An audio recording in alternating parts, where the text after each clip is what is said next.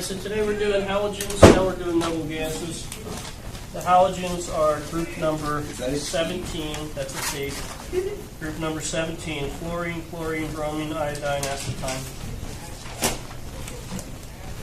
Right, can you show me what group that was again? Any question? What group was that again? 17, second to last. So unfortunately this awful periodic table does not color them their own color. But these are the halogens here.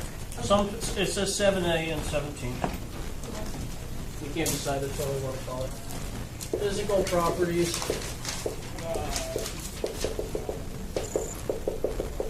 Wait, are halogens and noble gases separate? Yeah, so two separate. We're doing two groups today. If anybody can't see the little periodic table, I'll show you here. This group here. Oh, Right there. So fluorine and chlorine. Fluorine and chlorine are gases.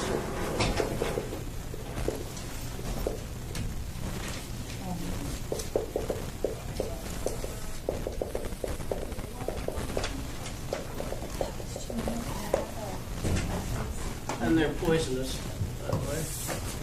Guess I should mention that. like the fluorine we dabble in our mouth? Huh? Like the fluorine we dabble in our mouth? Yes, but anytime you have something like that, it's not going to be pure fluorine gas. It'll be a compound of fluorine. Usually in your mouthwash, it'll be sodium fluoride. Yes. What does that say between fluorine and chlorine? And you want a D there? Can you see that? Bromine, the red liquid.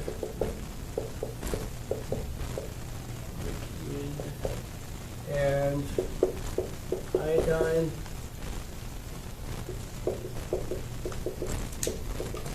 And acetone.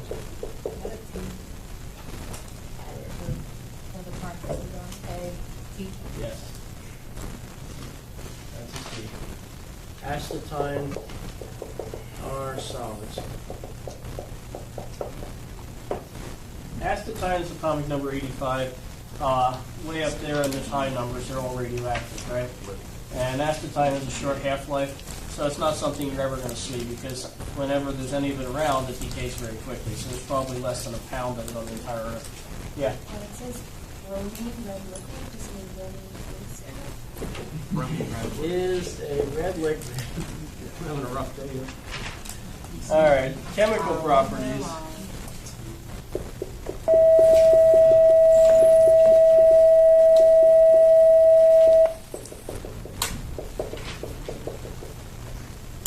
So, group 17 or 7A, they're all going to have 7 valence electrons.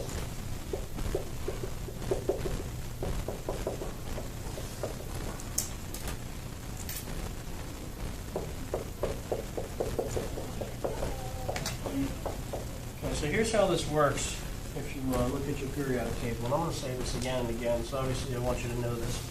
Group 1 all have 1 valence electron. Group 2 all have 2 valence electrons. Then we skip across to group 3A, sometimes called group 13 with bourons at the top. This one has 3 valence electrons. These all have 4, these all have 5, these all have 6. Group 7 or 17, these all have 7. And then this group all have 8, except for helium.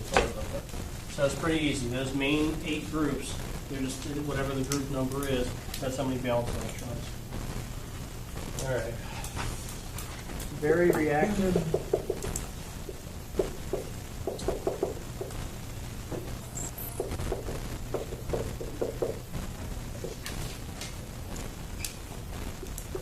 So the two most reactive groups on the periodic table will be group 1 and group 17 here, or 7A.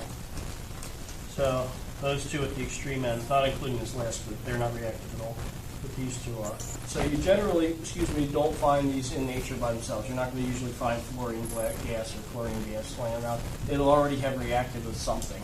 You'll find it as some sort of compound. Let's see. React with metals to form salts.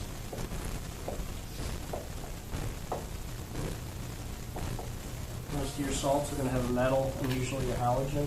Could be some other non-metal. Usually it's going to be a fluoride, a bromide, something like that. They gain 1 electron, and they ionize.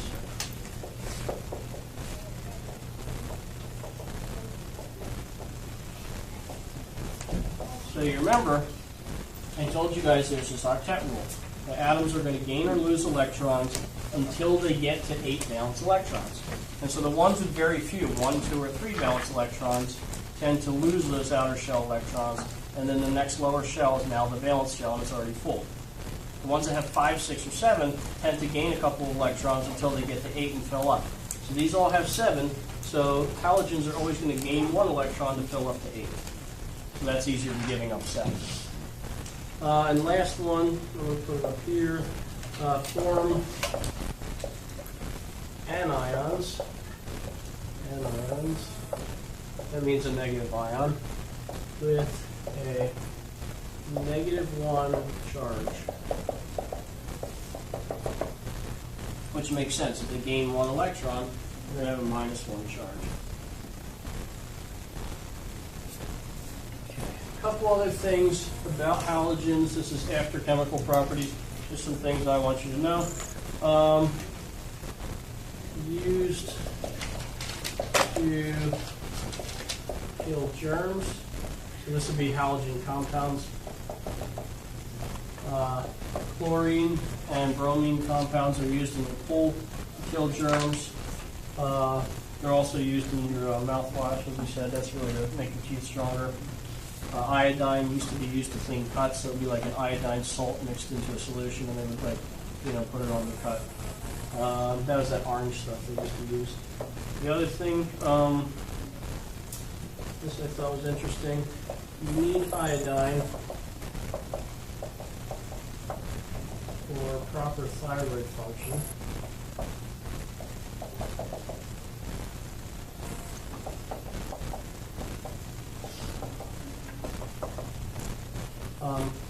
We're going to go into the health field. I guess this will be interesting to you. You don't need very much, but you need that little bit. It's very important. So what I read says 2 billion people worldwide suffer from iodine deficiency.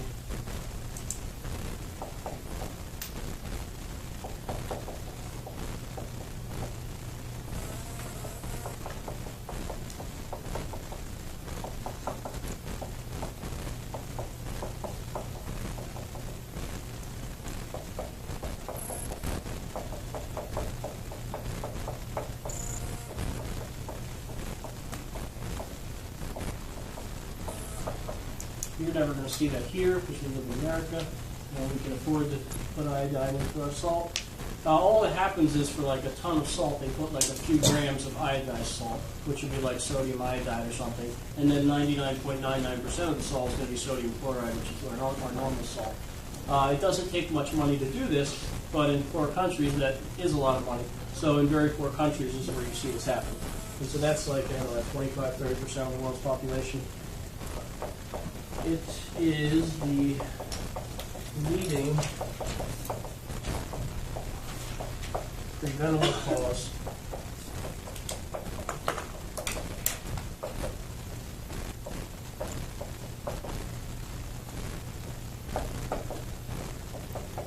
of mental retardation.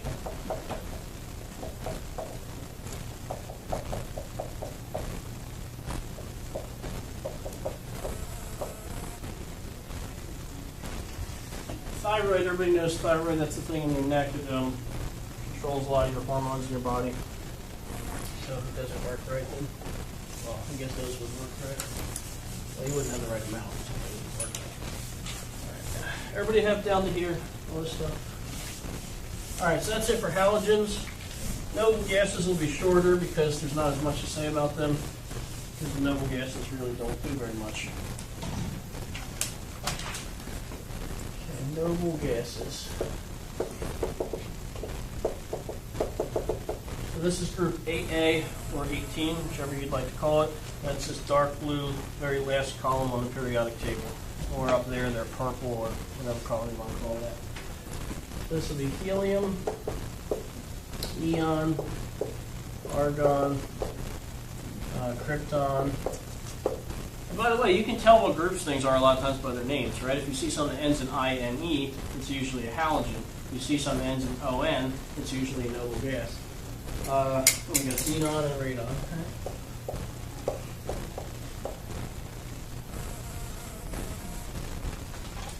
All right, so there's the 6. Physical properties, there's just going to be 1.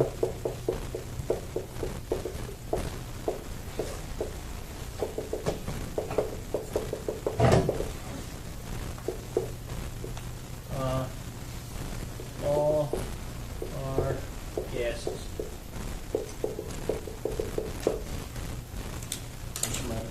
Figured that out from the name. Chemical properties.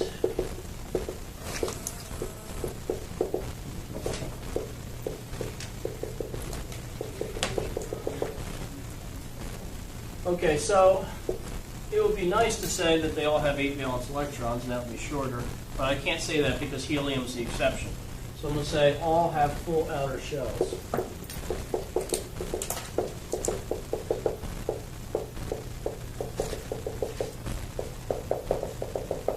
So this is the octet rule. The outer shell can only fit 8 electrons as long as it's the outer shell.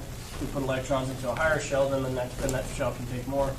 So the outer shell can only have 8 electrons, except for the first shell, right? That innermost shell, whenever we draw atoms, only has 2 electrons.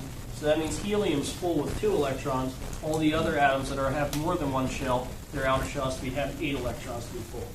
So we'll say all have 8 valence electrons, except helium has 2.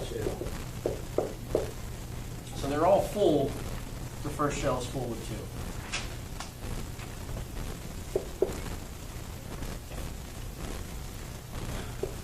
Almost never react.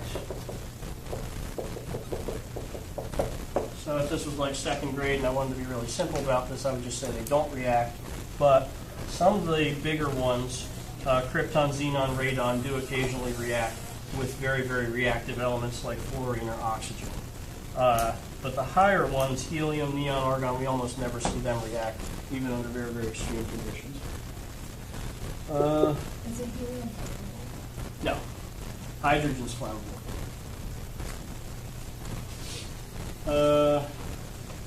Where am I? They never, maybe I should say almost never, ionize. We'll say never. So generally with the noble gases, we don't use them much in chemistry because they just don't do anything. They don't react with anything unless we really force them to. And so if you're going to talk about what are they used for, the only use really would be some situation where you want something that doesn't react. So one place that happens, so now we're done with chemical properties. One use is used in light bulbs, normal light bulbs, because they don't react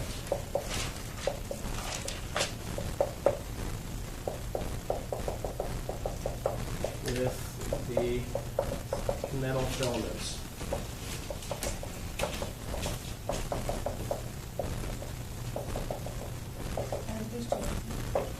What is it? 2 L's? Okay. So a normal light bulb, you have 2 little leads, and you have this very thin little piece of metal that's usually called a circle, and that's probably made of tungsten. And that metal gets very hot when you turn the light bulb on. It's very thin. If you had a normal gas in there like oxygen and nitrogen and stuff we breathe, one of them would react with the metal very quickly because they're very reactive elements. So you put a noble gas in there instead, and then it won't react with the metal lasts longer. And then, of course, separately, there's neon lights and signs, and those are just ones that actually only have the noble gas in there. And then halogens are also in some light bulbs, but that's a totally different story. not important right now. Questions?